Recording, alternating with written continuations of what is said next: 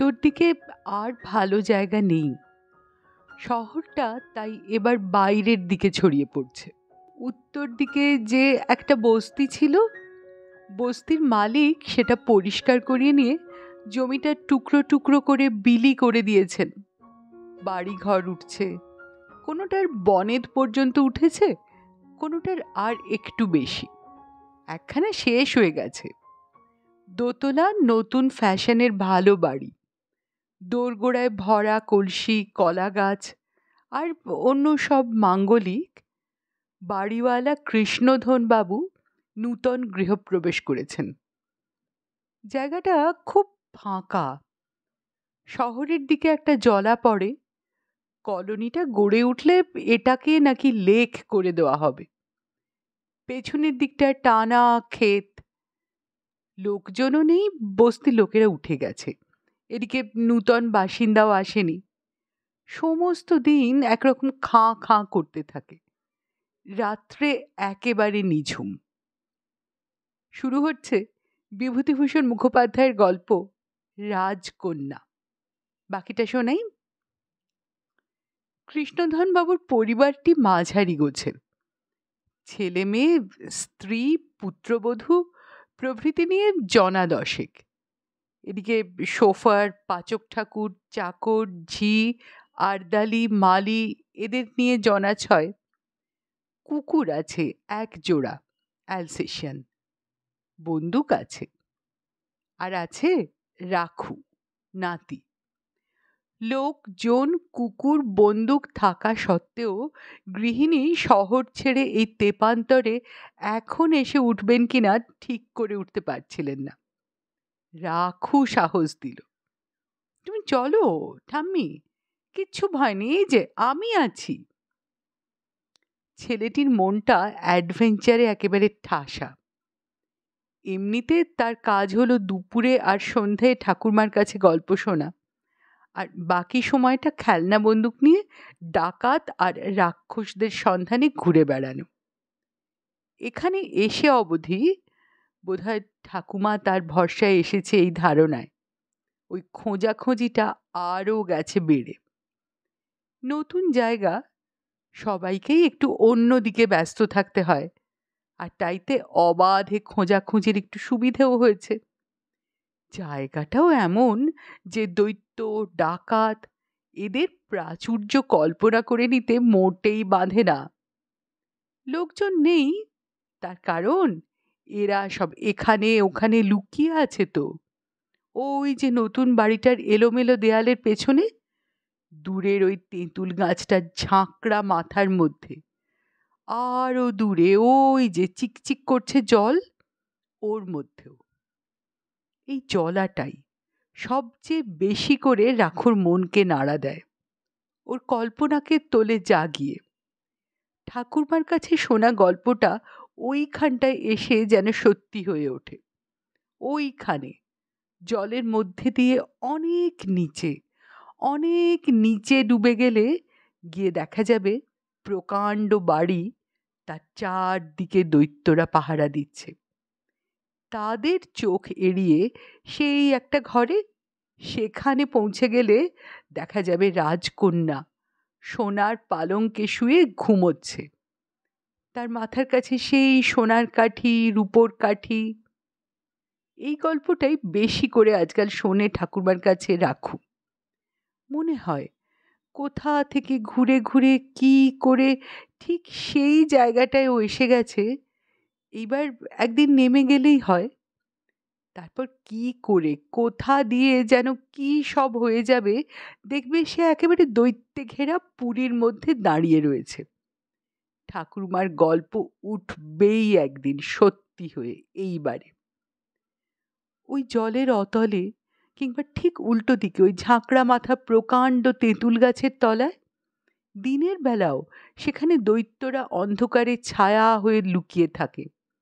সন্ধে নামার সঙ্গে সঙ্গে সেখানে আরও দৈত্যরা ছায়া রূপ ধরে এসে জড়ো হয়।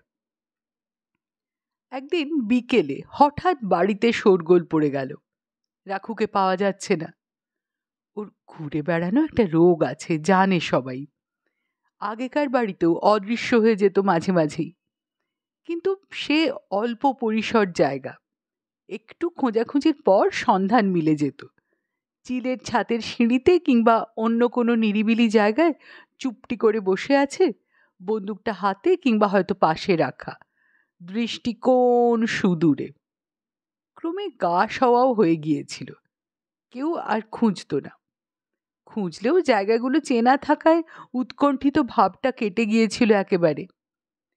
এখানে এই নির্জন পল্লীতে এসে ওর ওই যাযাবর বৃত্তিটা যে কত বিপজ্জনক সবাই এই যেন প্রথম উপলব্ধি করল।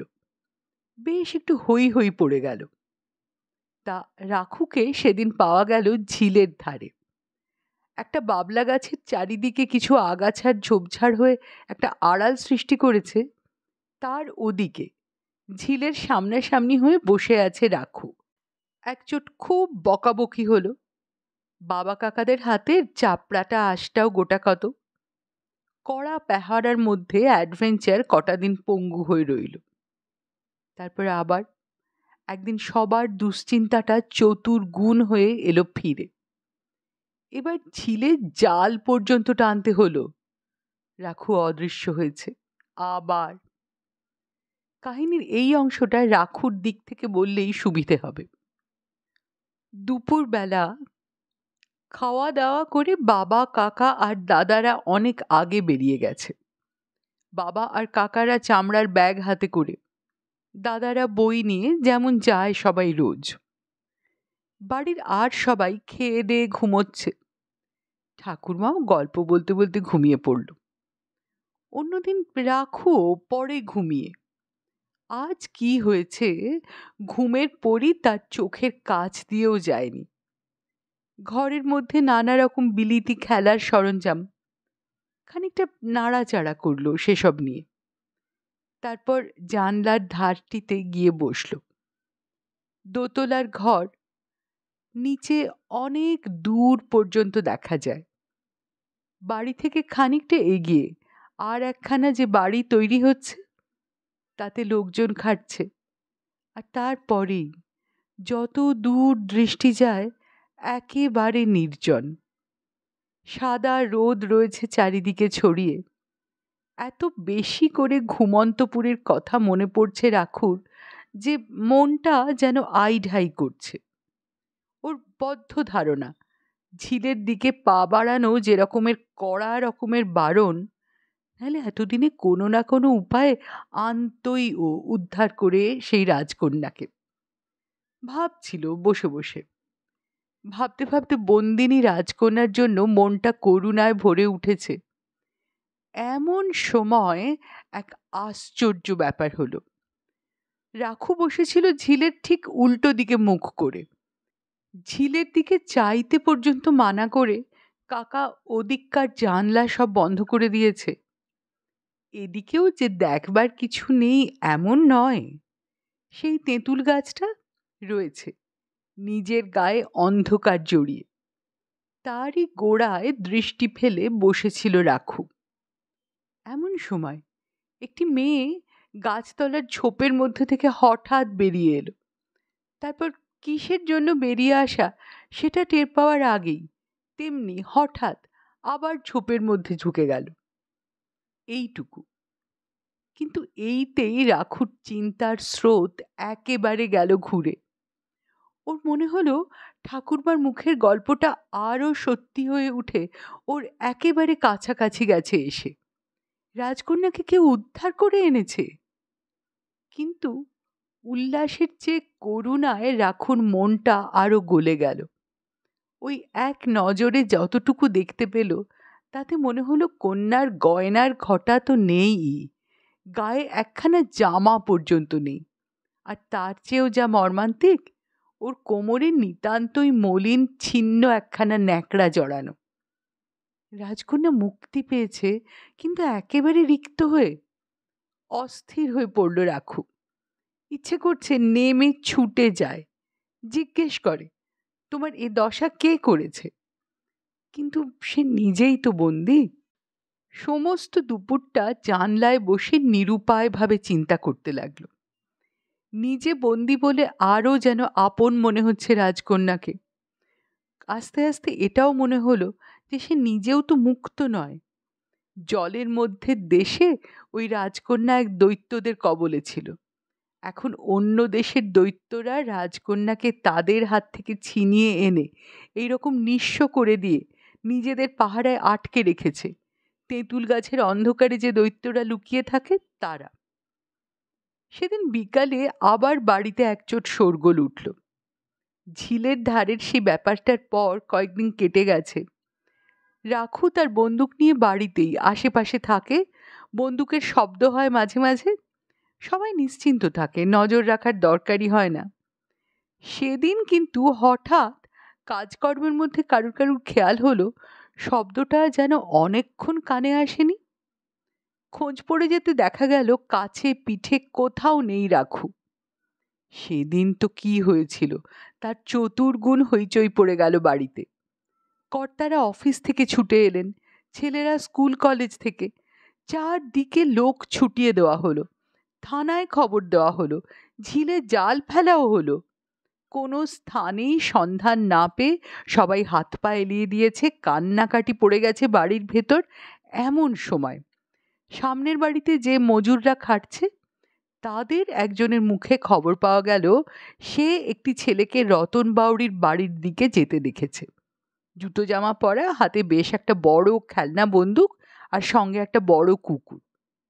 সবার হুঁশ হলো, অ্যালসেশিয়ানদের দুটোর মধ্যে একটা তো বাঁধা রয়েছে, আর একটা যেটাকে নিয়ে রাখু বেশি ঘাঁটাঘাঁটি করে সেটা তো নেই। কিন্তু রতন বাউরি কে? তার বাড়ি বা কোথায়? ওই মজুরের কাছেই খোঁজ পাওয়া গেল বুড়ি রতন বাউরি দিন মজুরি করে খায়। একেবারে শেষের দিকে যে বাড়িটা উঠেছে আজকাল সেই বাড়িটাতেই খাটছে। সংসারে নিজের বলতে ছোট্ট একটা নাতনি, আর রতনের বাড়ি ওই তেঁতুল গাছের নিচে। এক দল ছুটল সেই দিকে। এইসব করতে করতে রোদও মিলিয়ে এসেছে প্রায় আকাশে। রতন বাউরির বাড়ি বলতে তেঁতুল গাছের ওপাশটায় ঝোপঝাড়ের মধ্যে একটু জায়গা পরিষ্কার করে একখানি কুঁড়ে ঘর, কঞ্চি আর খড়ের ওপর মাটি লেপা দেওয়াল, চালে আছে কিছু খড়, কিছু তালপাতা আর একখানা ছেঁড়া মাদুর। নিচে এক টুকরো ছেঁড়া মাদুরে রতন বাউরির নাতনি ঘুমোচ্ছে। ফুটফুটে না হোক ধুলো ময়লার নিচে রংটা একটু কটাই, মাথার চুলটা রুক্ষ আর সেই জন্যেই তামাটে, কোমরে একটা ছেঁড়া ন্যাকড়া রয়েছে। রতন বুড়ি বাড়ি নেই, এখনো মজুরি খাটছে নিশ্চয়। 5 রকম ডালপালা দিয়ে ঘেরা ছোট্ট উঠোনটুকুর মাঝখানে প্রকাণ্ড অ্যালসেশিয়ানটা থাবা পেতে বসে আছে। এরা গিয়ে পড়তে একবার ঘুরে দেখে নিয়ে ল্যাজটা একটু নেড়ে আবার থাবায় মুখ চেপে সে বসে রইল। আর রাখুও তার পাশে দাঁড়িয়ে, হাতে বন্দুকটা রীতিমতো ট্রিগার টেনে ধরা, গম্ভীরভাবে একেবারে তদ্গত হয়ে সামনে চেয়েছিল। এরা গিয়ে পড়তে একবার হাত উঁচিয়ে ফিস ফিস করে বলল, চুপ, এখন ঘুমোচ্ছে। সবাই অবাক হয়ে দাঁড়িয়ে রইল। রাজকন্যা ঘুমোচ্ছে। কঞ্চি খড়ের ছেঁদা দিয়ে পড়ন্ত রোদের একটা রেখা সেঁধিয়ে গায়ের উপর আস্তে আস্তে যাচ্ছে মিলিয়ে। গল্পটা এখানেই শেষ। সেই রাজকন্যা কখন ঘুম থেকে উঠল, রাখুকে কি বলল, আর তারপরে আর কি হলো সেটা জানা নেই, আমরা ভেবে নিই বরং। খুব শিগগিরই আসছি নতুন গল্প নিয়ে, সঙ্গে থাকবেন। আর প্রত্যেকবারের মতো মনে করিয়ে দিচ্ছি ভিডিওটা লাইক করার কথা, চ্যানেলে সাবস্ক্রাইব করবার কথা এবং নিচে কমেন্ট বক্সে আপনার মতামত জানাবার কথা। ধন্যবাদ।